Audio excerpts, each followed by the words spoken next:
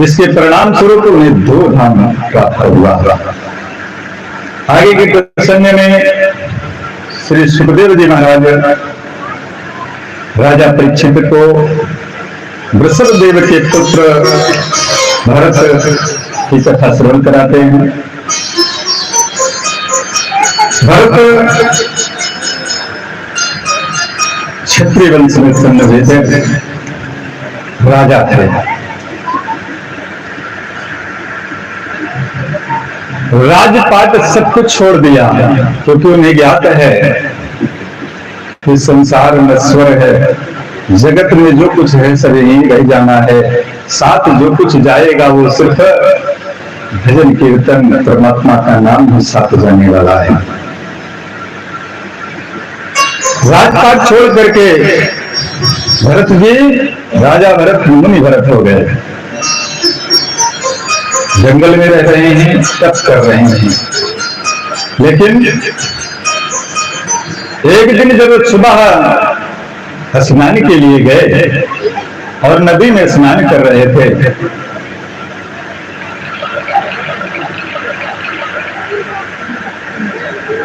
तो सुबह सुबह गर्मी का समय था, जैसे आजकल गर्मी चल रही है। सुबह सुबह एक हिरणी जल पीने के लिए उस नदी पर आई। देखिए, ध्यान करेंगे, सिर्फ कथा कथा नहीं है, इसमें क्या शिक्षा है उसे ग्रहण करना है। जल पीने के लिए जब हिरणी आई, हिरणी गर्भवती थी, उधर से सिंह भी प्यासा था, सिंह भी आ गया। और सिंह और हिरण का जो नाता होता है तो सभी लोग जानते हैं, एक दूसरे को देख करके जैसे हिरणी को देखा, सिंह बड़ी जोर से गरजा और उसकी गर्जन को सुन करके मारी डर के मारे हिरणी ने नदी में छलांग लगाई कि हम उस पार निकल जाएंगे।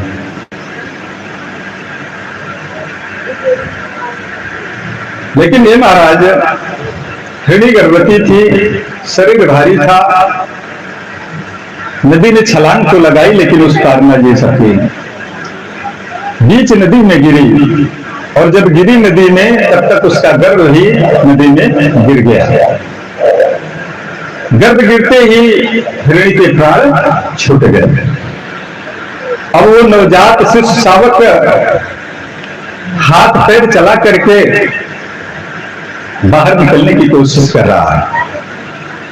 भरत महाराज ने देखा कि एक छोटा सा बच्चा, इसमें कोई मछली मगरमच्छ से खा जाएगा, अब हमको इसकी रक्षा करनी चाहिए। और गए उसे नदी से निकाल लाए। जैसे अपने बच्चे का कोई लालन पालन करता है, ठीक उसी प्रकार उस हिरण के बच्चे का लालन पालन करने लगे। घर बार छोड़ दिया था, जिस मोह माया को समझ करके आज एक हिरणी के बच्चे के मुंह में फंस गए। जो ध्यान लगाकर बैठना था सब छूट गया। ध्यान लगाते हैं लेकिन मन में ही आशंका रहती है कोई जानवर ना करके मेरे शिष्य को मार डाले, इसलिए आंखें बंद करते हैं लेकिन पूरी बंद नहीं कर पाते हैं, धीरे धीरे देखते रहते हैं। अब बच्चा जब थोड़ा सा बड़ा हुआ तो उछल कूद करने लगा, कुटिया के चारों ओर कूद कूद करके मनोरंजन कर रहा है। भरत मुनि उसी को देख देख करके प्रसन्न हो रहे हैं। फिर राजन परीक्षित थोड़ा और बड़ा हुआ तो इधर उधर घूमने टहलने के लिए जाने लगा। अब भरत जी का मन नहीं लगता है कि मेरा बच्चा न जाने कहां चला गया होगा। घूम फिर के आता है, तब तक नहीं आता है, तब तक निगाहें उसी पर लगी रहती हैं। एक दिन वो हिरण का बच्चा कुटिया से बाहर निकला और जब कुटिया से बाहर निकला तो फिर दोबारा लौट करके नहीं आया।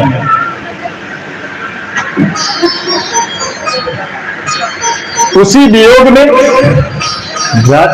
महामुनि भरत के प्राण छूट गए। आसक्ति किसमें हो गई? उस हिरण के बच्चे में। कहते हैं जिसमें आसक्ति होती है अंत समय में उसी को व्यक्ति प्राप्त होता है। अगले जन्म में भरत मुनि को मृग का शरीर प्राप्त हुआ, हिरण का शरीर प्राप्त हुआ, लेकिन ज्ञान नहीं गया था। अब मन ही मन पछता रहे हैं बताओ, जिस माया मोह को छोड़ करके हम बीवी बच्चों को छोड़ करके राजपाट छोड़ करके वन में आए थे, तपस्या कर रहे थे, और फिर जाकर के एक हिरण के बच्चे में फंस गए। अब हिरण की योनि में आए हम, अब इससे कैसे छुटकारा मिले? तो बड़े ज्ञानी थे, वो सोचने लगे कि शरीर ऐसे कुछ थोड़े छूटता है, अगर खाते पीते रहोगे तो शरीर छूटेगा नहीं।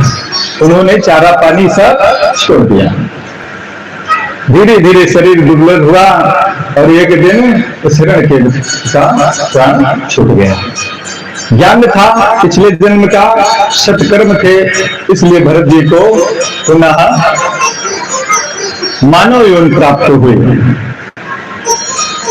और ब्राह्मण कुल में जन्म हुआ।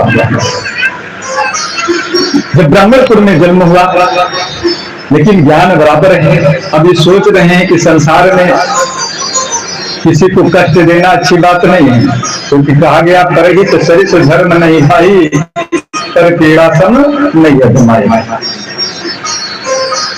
कुछ करते धरते नहीं है, जो कुछ मिल जाता है खाट से खाते हैं, घूमते हैं, उसके सिवा कोई दूसरा काम नहीं है।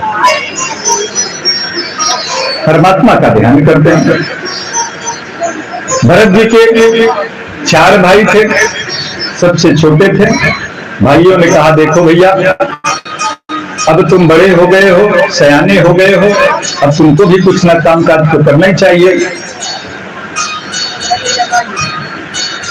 जानती हो, तुम्हारी भौजाइयां कहती हैं कि दिन भर मुफ्त में रोटी तोड़ता, कुछ काम नहीं करता है, इसलिए भैया तुमको भी कुछ ना कुछ काम करना चाहिए। काम धाम में मन नहीं लग रहा है, तो भाइयों ने निर्णय किया कि अगर भैया तुम कुछ काम काज नहीं कर सकते हो तो जाओ खेत की रखवाली ही करना। जो चिड़िया कागा आएंगे, जो जानवर आएंगे, उन्हें भगाना ताकि फसल की रक्षा हो सके।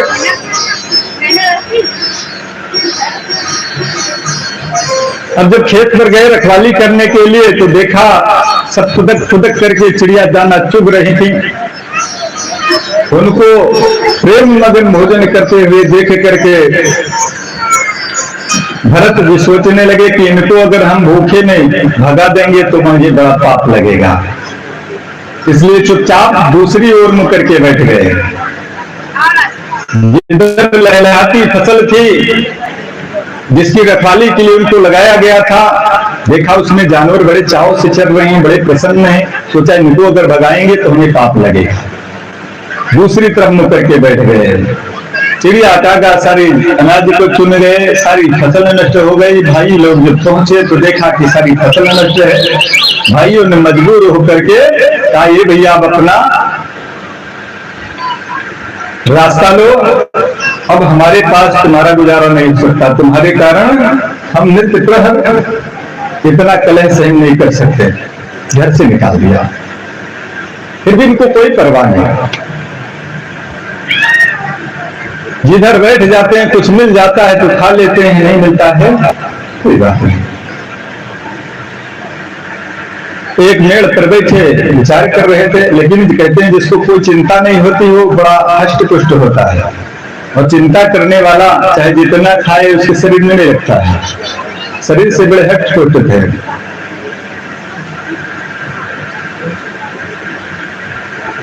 उधर से राजा रघुबर की पालकी निकली, उनको जाना था। कहार पालकी उठा रहे थे, कहारों को कुछ चोट लग गई, इसलिए कहार पालकी उठाने असमर्थ था। राजा ने तुरंत आदेश दिया, किसी पालकी उठाने वाले को बुलाओ। सैनिकों ने देखा कि महाराज भरत जी बैठे हैं, हष्ट पुष्ट हैं, कहा इनको ले चलो, यही पालकी उठाएंगे। पालकी में ले जाकर के जोत दिया, इनको कहार बना दिया। अब कहार बने हैं, लेकिन कभी पालकी उठाया हो तब तो सही ढंग से उठा सके। ये नीचे देखते हुए चल रहे हैं कि कहीं कोई चीटी माटी हमारे पैर के नीचे न पड़ जाए, कहीं हमको पाप न लग जाए। तो राजा रघुबर को बड़ा गुस्सा आया, दुष्ट देखने में तो हष्ट पुष्ट लगता है और काम नहीं करता है, तुझे पता नहीं कि मैं कौन हूं? भरत जी बोले, महाराज मैं आपको कैसे जान सकता हूं? क्या आप अपने आप को जानते हैं कि आप कौन हैं? राजा रोड गुस्सा हुआ, कहा देखो कैसी बातें कर रहा है, जानता नहीं मैं राजा हूं, मैं तुझे प्राण दंड दे दूंगा। भरत मुनि ने कहा देखो राजन, प्राण लेना और प्राण देना आपके बस की बात नहीं है, ये तो परमात्मा का कार्य है। जब जिसे पैदा करता है पैदा होता है, जब मरता है मर जाता है। राजा रघुगढ़ सोचने लगे, ऐसी नम्रता पूर्वक ज्ञान पूर्वक बातें कोई साधारण व्यक्ति नहीं कर सकता, ये कोई संत महात्मा है। पालकी से उतर गए और भरत मुनि के चरणों में लग गए, महाराज हमसे बड़ी धृष्टता हुई, आप कौन हैं? भरत मुनि कहते हैं संसार जानता ही नहीं कि मैं कौन हूं,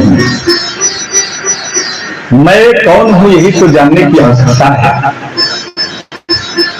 हम सब उस परम पिता परमेश्वर की प्यारी संतान हैं, उस परमात्मा की आत्मा है।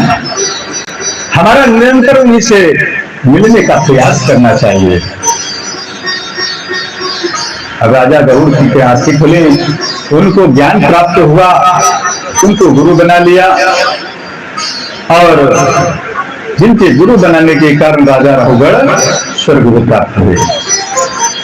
हे राजन परीक्षित, हम सबकी भी यही दशा है, या जीवन हम मोह माया से बच नहीं पाते हैं, आसक्ति में लगे रहते हैं। इसलिए बुद्धिमान व्यक्ति को चाहिए कि जीवन रहते हुए अपने उद्धार का कोई न कोई रास्ता निकाल लेना चाहिए। आइए सभी लोगों को रास्ता दीजिए भाई। आप लोग जो बैठने वाले हैं कुछ इस हिसाब से बैठे, एक तरफ से बैठे, है ना। अगर पीछे जगह खाली रहेगी तो बाद में आने वाले वहां पहुंचेंगे कैसे?